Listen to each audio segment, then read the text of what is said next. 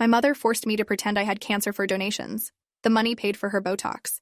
The first time Mom shaved my head, I was 12 years old, and actually believed her when she said it was for a good cause. She sat me down in the kitchen with a towel around my shoulders and told me we were going to help sick children by showing solidarity. I had beautiful hair back then, thick and dark, and falling halfway down my back. I cried watching it fall in clumps onto the newspaper she'd spread across the floor. But Mom kept saying how brave I was, how proud she was of me. She took photos throughout the process, capturing every stage of the transformation. When she posted them on Facebook that night with a caption about my fictional leukemia diagnosis I didn't even know, I was in bed, running my hands over my smooth scalp and trying not to cry louder than she could hear.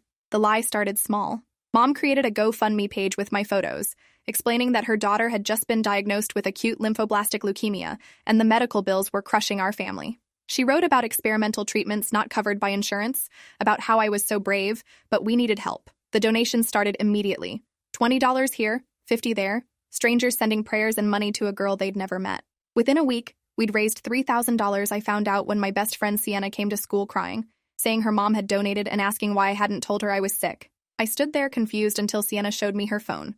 Mom's Facebook post staring back at me with my bald head, and Mom's lies typed below it. I went home and confronted her, and she slapped me so hard my ears rang. Then she explained very carefully that this was our family's business, our survival strategy, and if I told anyone the truth, we'd both end up homeless. Mom had always been obsessed with appearances. She'd been a beauty pageant contestant in her 20s, never quite successful enough to make a career of it, but convinced she was meant for fame.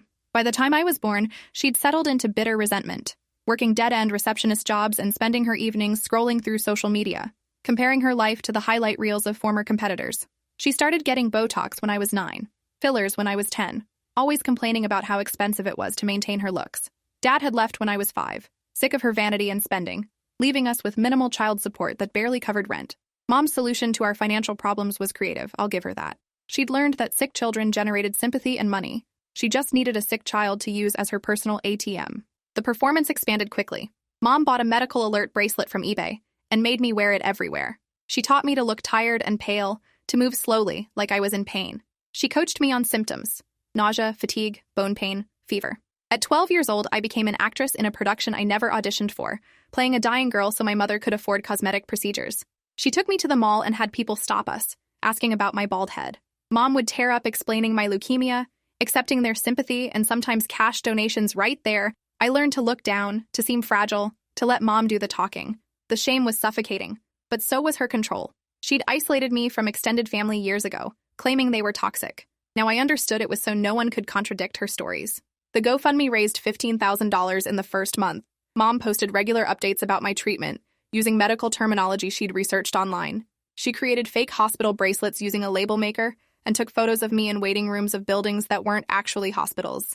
She edited pictures to make me look sicker, adding dark circles under my eyes and making my skin paler. The comments poured in from strangers worldwide, praying for my recovery, calling me an inspiration, sending more money. Mom spent it as fast as it came in. Botox appointments every 3 months, lip fillers, laser treatments for her skin. She got her teeth whitened, bought expensive skincare products, started seeing a personal trainer. Meanwhile, I was eating ramen for dinner and wearing clothes from the thrift store because we were supposedly broke from medical bills. School became a nightmare. Teachers treated me with excessive gentleness, excusing missed homework and giving me special accommodations I didn't need. Sienna and my other friends walked on eggshells around me, afraid to mention anything fun because I was supposedly dying. The school counselor called me in weekly to talk about my feelings, and I had to lie to her too, describing fake chemotherapy sessions and pretend side effects. The weight of maintaining the fiction crushed me daily. I started having real anxiety attacks, my heart racing and my hands shaking, terrified someone would discover the truth and I'd be the one blamed. Mom had made it clear that if anyone found out, she'd tell them I was an attention-seeking liar who made the whole thing up myself. At 12, I believed her. I didn't understand yet that she was the criminal, not me. The summer I turned 13, Mom decided we needed to escalate. The donations had slowed as people moved on to other causes. She enrolled me in a cancer support group for teens. Lying to the facilitators about my diagnosis, I sat in that circle with kids who were actually dying, hearing their real stories while carrying my fake one like a stone in my chest. There was a boy named Quentin who'd lost his leg to osteosarcoma, who talked about his pain with quiet dignity. There was a girl named Iris who wore a Star Wars beanie over her actually bald head from actual chemotherapy, who cracked jokes to make everyone else feel better even though she was the sickest. I wanted to confess everything to them, to apologize for my presence in their space. But Mom picked me up after every session and asked detailed questions about what everyone shared, mining their stories for details she could use to make my fake cancer more believable. Mom started a blog about our journey. She called it Fighting for Faith, Faith being my middle name that she suddenly decided to use exclusively. The blog was beautifully designed. With professional photos she'd paid a photographer to take of me looking wistfully out windows or holding flowers or sleeping in my bed. She wrote long posts about the emotional toll of watching your child suffer, about the financial strain, about holding on to hope. The blog attracted sponsors, companies that sent free products in exchange for mentions. Skincare brands, wellness products, even a wig company that sent custom pieces Mom sold on eBay while telling followers my hair was growing back naturally. The blog made money through ads and affiliate links. Mom was earning thousands monthly now, all built on my fictional illness, and she was addicted to it. The attention, the sympathy, the income. She'd found her calling, and I was the product she was selling. At 14, I tried to tell my school nurse the truth. I waited until after lunch when the office was quiet and knocked on Nurse Delilah's door. She welcomed me warmly, used to my visits for treatment fatigue, and I opened my mouth to confess. But Mom had anticipated this possibility. She'd previously given the school medical documentation she'd forged using templates online, complete with fake doctor signatures and official-looking letterheads. When I tried to say I wasn't actually sick, Nurse Delilah gently explained that denial was a common stage of grief, and she'd help me process my diagnosis. She thought I was having a breakdown, unable to accept my cancer. The irony was devastating. I left her office and threw up in the bathroom, not from chemotherapy, but from the trap I was caught in. Every system that should have protected me had been manipulated by Mom's lies. The worst part was watching real families struggle while we profited. The support group held fundraisers for members who needed help with actual medical bills. Quentin's family was drowning in debt from his surgeries and prosthetics. Iris's parents had both quit their jobs to care for her full-time.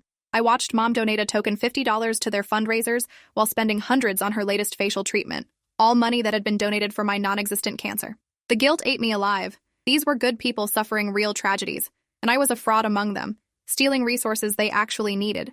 I started having nightmares about Iris dying while I stood by with my fake bald head and my mother's lies. I'd wake up crying, and Mom would check on me only to ask if I needed to look more convincingly sick for tomorrow's blog post. When I was 15, Mom took the performance to television. A local news station was doing a series on childhood cancer, and Mom contacted them offering my story. They came to our apartment with cameras and lights, interviewing Mom about her brave daughter's battle. I sat on our couch in a wig Mom had styled to look like I was in the early stages of regrowth, wearing makeup that made me appear wan and fragile. The reporter asked me about my dreams for the future, and I said I wanted to be a veterinarian, which was true. But everything else was fiction. The segment aired during evening news. By the next morning, our GoFundMe had received $50,000 in new donations. Mom was euphoric. She immediately booked appointments for a chemical peel, Botox in new areas, and a consultation for breast implants. She was literally building her dream body on the sympathy purchased by my fake dying one.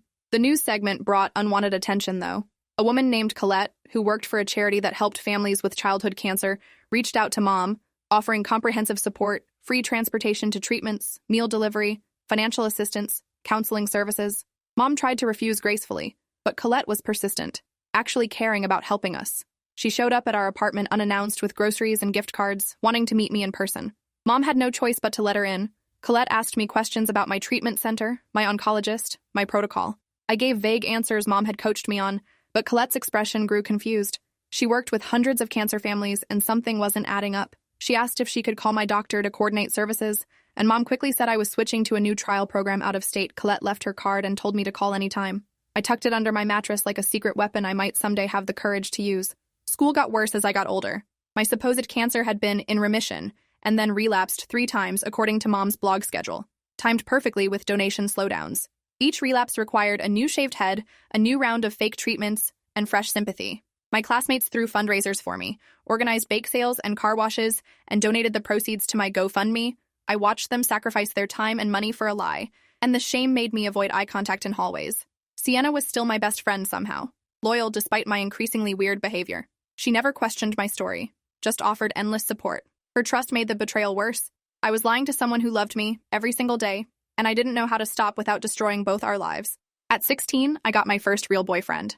Caleb was new to school, didn't know my history, and liked me before he learned about my cancer. When Sienna told him, I watched his expression shift from interest to something else, careful pity mixed with admiration for my bravery. He asked me out anyway, and I said yes because I was desperate for something real in my fake existence. Dating Caleb was the first time I felt like a normal teenager. We went to movies and held hands in the hallway and texted late into the night, but Mom saw opportunity. She started posting about my cancer love story, sharing photos of Caleb and me with captions about finding light in darkness. She didn't ask permission, just exploited my first relationship for content. Caleb thought it was sweet, not understanding he'd been turned into a prop. When I asked Mom to stop, she reminded me that my college fund depended on the blog's success. Every moment of my life was monetized, including my attempts at happiness. The blog had grown into a full platform. Mom was getting paid for speaking engagements at cancer awareness events, telling our story to audiences of hundreds. She brought me along as her visual aid, the surviving daughter who proved miracles happen. I stood next to her on stages while she cried theatrical tears describing my fake struggles. Event organizers paid her thousands per appearance, money that went directly to her cosmetic procedures and designer clothes. She looked incredible now, like the pageant star she'd always believed she should be. People complimented her constantly, saying how amazing she looked. Despite the stress of having a sick child, she'd beam and credit her self-care routine, not mentioning that her self-care was funded by fraud. Meanwhile, I was developing real health problems from the stress: insomnia, stomach ulcers, panic attacks. The irony wasn't lost on me. I was getting sick from pretending to be sick. Caleb's mom was a pediatric oncology nurse. When she learned about my cancer history, she wanted to connect with Mom, comparing treatment experiences and offering support. Mom panicked and broke up Caleb and me by telling him I needed to focus on my health and relationships were too stressful. She told me if his mom started asking detailed medical questions, our whole life would collapse. So I lost my first love to protect a lie I never chose. Caleb was hurt and confused, and I couldn't explain. I watched him start dating someone else 2 months later and felt something inside me harden. I was 17 now, 1 year from legal adulthood, and I started planning. I'd spent 5 years trapped in Mom's con, but I wasn't going to spend my entire life there. I just needed to be smart about escape. I started documenting everything. I created a secret Instagram account and screenshotted every one of Mom's posts, every donation, every fake medical update. I downloaded bank statements from the GoFundMe account when Mom left her laptop open. I took photos of her appointment confirmations from plastic surgery offices and cosmetic dermatologists. I recorded conversations where she coached me on symptoms or discussed upcoming blog content. I hid everything in a cloud account she didn't know about. Building a case file against my own mother, I knew what she was doing was illegal. Fraud on a massive scale, but I needed proof before I could act. I also needed somewhere to go when everything exploded because Mom would never forgive me for destroying her empire. Colette from the cancer charity never stopped checking in. She'd email every few months asking how I was doing, offering help. I finally responded from a school computer, asking if we could meet privately. We arranged to meet at a coffee shop across town where Mom never went. I was 18 by then, legally an adult, and I brought everything. The flash drive with evidence, printed screenshots, recorded conversations. Colette listened to it all, her expression shifting from confusion to horror to rage. She'd suspected something was wrong years ago, but couldn't prove it without my cooperation. Now she had everything. She told me what would happen next. Police involvement, charges filed, possible prosecution. Mom would be arrested, and the story would go public. I'd be exposed as the fake cancer patient, even though I was the victim. Did I understand what I was risking? I told her I'd already lost 5 years of my life. I wasn't losing anymore. Colette connected me with a fraud investigator and a lawyer who worked pro bono on charity fraud cases. Attorney named Nadine who specialized in exploitation and financial crimes. Nadine looked at my evidence and said it was the most comprehensive case of Munchausen by proxy for profit she'd ever seen. Not medical abuse in the traditional sense, but the same psychological pattern. A parent fabricating a child's illness for personal gain, except instead of seeking medical attention, Mom was seeking money and fame. The legal terms were wire fraud, theft by deception, and child exploitation. Nadine said Mom was looking at serious prison time if convicted. She asked if I was ready for the backlash, the public exposure, the media attention. I thought about Quentin and Iris, and all the real cancer patients whose resources we'd stolen. I said I was ready for whatever came. The police raided our apartment on a Wednesday morning. I'd moved in with Sienna's family 2 days earlier. Finally telling her the truth, she'd cried and hugged me and said she wished I'd told her sooner. Her parents welcomed me without judgment, understanding I was a victim. When the police came for Mom, I wasn't there to see her face, but I heard about it later. She'd been in the middle of filming a blog video about my latest remission, full makeup and ring lights, when they knocked. They seized her laptop, her phone, all her financial records. They arrested her on the spot, reading rights while her camera was still recording. The video never posted, but the story broke immediately. Local news picked it up first, then national outlets. The headlines were brutal. Mother faked daughter's cancer for profit. Fake cancer scam raises hundreds of thousands. Teen forced to pretend terminal illness. The backlash was immediate and vicious. The internet turned on Mom within hours. Strangers who donated demanding refunds and justice. But some of that rage splashed onto me. People questioned why I'd gone along with it for 5 years, called me complicit, said I'd enjoyed the attention. Death threats appeared in my DMs from people who'd lost loved ones to real cancer and felt personally betrayed. Mom's lawyer tried to use me as a defense, claiming I'd fabricated the illness for attention and she'd just supported her delusional daughter. The lies continued even as everything collapsed. Nadine shut that down quickly with my evidence, particularly the recordings of Mom coaching me and the financial trail showing every donation going to her cosmetic procedures. The prosecutors weren't interested in charging me. They had their culprit, but public opinion was harder to control. The trial took 8 months to start. In that time, I finished high school online from Sienna's house, unable to face my classmates after the truth came out. The school counselor who'd comforted me through fake cancer was now avoiding eye contact. Teachers felt betrayed, students felt used, everyone felt foolish for believing us. Only Sienna and a few other friends stood by me, understanding I'd been a child trapped in an impossible situation. Caleb reached out once, saying he was sorry for how things ended and asking if I wanted to talk. I told him I was too broken to date anyone, which was true. The aftermath was destroying me in ways the fake cancer never had, at least before I'd had a role to play. Now I was just the girl who lied about dying, and I didn't know how to be anything else. Mom's trial was a media circus. Cameras lined up outside the courthouse every day of proceedings. The prosecution presented my evidence methodically. Fake medical documents, financial records showing cosmetic procedure payments matching donation timelines, screenshots of blog posts, testimony from real cancer families who'd given money believing it would help me. They brought in Quentin's parents who described their real financial struggles while Mom was spending donation money on Botox. They showed before and after photos of Mom, demonstrating exactly where the money had gone. Her physical transformation was the prosecution's exhibit A visual representation of her fraud. She looked beautiful and healthy, everything a cancer parent shouldn't look like. Her lawyer tried to argue about stress relief and self-care, but the jury wasn't buying it. You could see it in their faces. They were disgusted. I testified for 6 hours across 2 days. The prosecution needed me to explain the coercion, the control, the threats that kept me silent. I walked through every detail. The first head shaving, the fake support groups, the coached symptoms, the fear that held me captive. Mom sat at the defense table staring at me with absolute hatred. Not the theatrical emotions she'd performed for cameras, but genuine rage that I'd destroyed her. Her lawyer tried to break me on cross-examination, suggesting I'd enjoyed the attention, that I could have told teachers or police at any time I looked at the jury, and said I'd been 12 when it started, that my mother had systematically isolated me from anyone who could help, that I'd been trained to believe exposure would make me the criminal. Several jurors were crying. The defense attorney backed off. When I stepped down, I felt lighter than I had in years. The truth was finally public, and I'd survived telling it. The jury deliberated for 3 hours, guilty on all counts, wire fraud, theft, child exploitation, and 10 additional charges related to specific fraudulent solicitations. The judge's sentencing statement was scathing.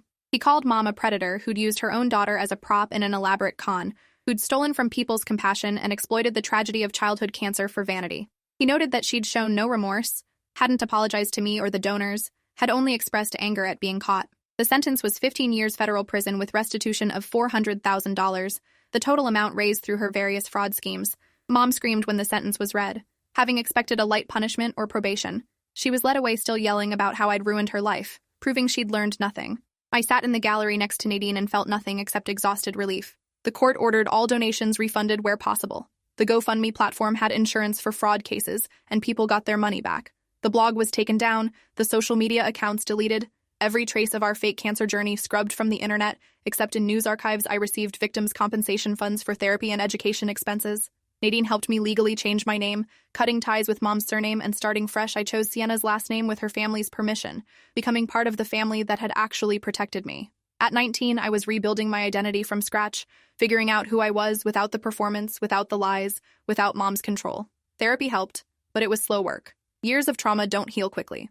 I enrolled in community college to study veterinary technology, the dream I'd mentioned in that fake news interview now becoming real. My classmates didn't know my history, just that I was a little older, a little more serious than typical freshmen. I made new friends carefully, testing whether I could trust them with pieces of my story.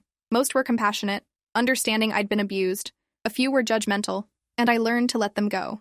I was building boundaries and self-worth from nothing, learning that I deserved relationships based on honesty. Sienna went to the same college, and we remained close, sisters by choice instead of obligation. Her parents told me I'd always have a home with them. That family wasn't about blood, but about who showed up. I cried hearing that because I'd never had a mother who showed up for me. Mine had only shown up for herself. Mom sent letters from prison that I never opened. Nadine screened them and said they were manipulative, alternating between blame and fake apologies designed to make me feel guilty. I had no interest in her version of reconciliation. She'd stolen my childhood and adolescence, turned me into a commodity, and never saw me as a person with my own needs. I didn't owe her forgiveness or contact. The restraining order I'd filed would keep her away even after release. I was done being her daughter in any sense that mattered. The hardest part was grieving what I'd never had, the mother I'd needed but didn't get, the childhood that was stolen before I understood what was being taken.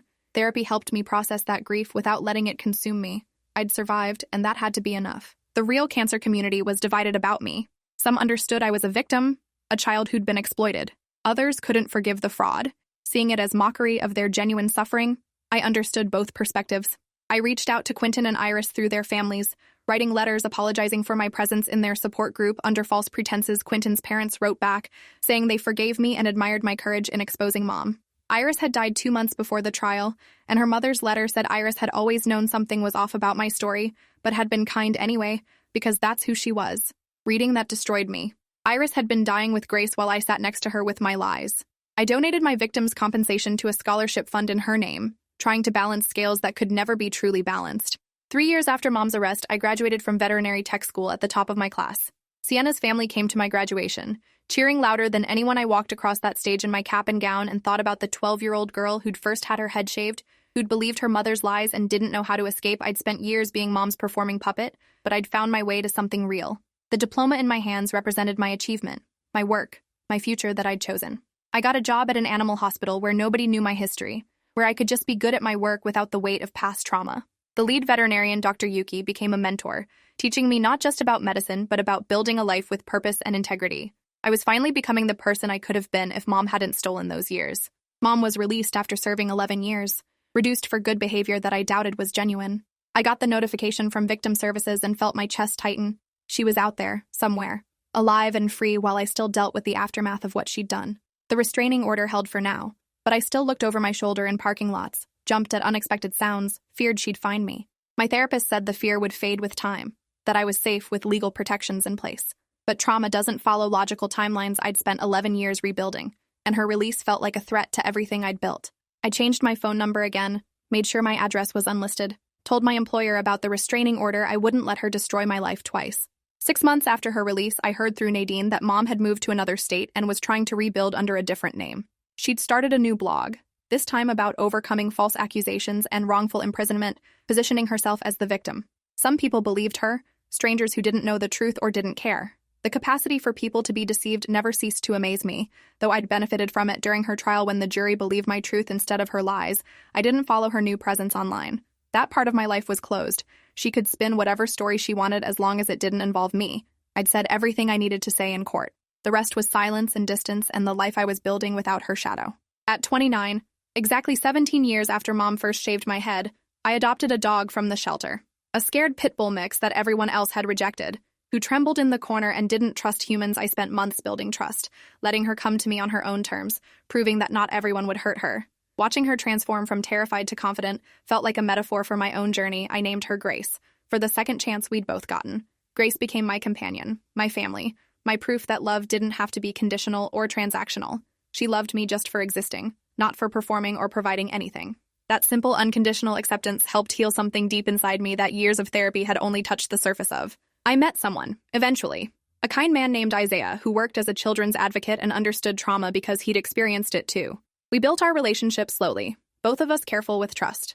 When I finally told him my history, he didn't run. He listened to the whole story and said he saw my strength, not my victimhood. We talked about the scars, abuse leaves, the patterns it creates, the work it takes to build something healthy. Isaiah never pressured me for more than I could give, letting our relationship develop at the pace I needed. 2 years later, he proposed, and I said yes.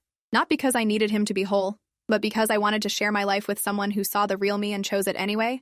We got married in Sienna's parents' backyard, small and intimate, surrounded only by people who'd earned their place in my life. No mother of the bride, and I didn't miss her for a second. 17 years after escaping, I finally felt free. The nightmares had mostly stopped. The panic attacks were manageable. I'd built a career I loved, relationships that nourished me, and a sense of self that wasn't based on someone else's lies. I'd turned the worst thing that happened to me into purpose, volunteering with organizations that helped exploited children, speaking at conferences about financial fraud and child abuse. I used my story to help others recognize warning signs, to break silence, to understand that victims aren't responsible for their abusers' choices. Every child I helped felt like repaying the debt I owed to the real cancer patients who'd suffered while I pretended. Not that I could ever truly repay it, but I could try. I could be someone who used their pain to prevent others, who chose truth over comfortable lies, who broke cycles instead of perpetuating them. Mom had tried to make me a prop in her fraud, but I'd become a person anyway. And that was the best revenge I could have asked for. Thanks for watching till the end. Make sure to subscribe and like to not miss the next story.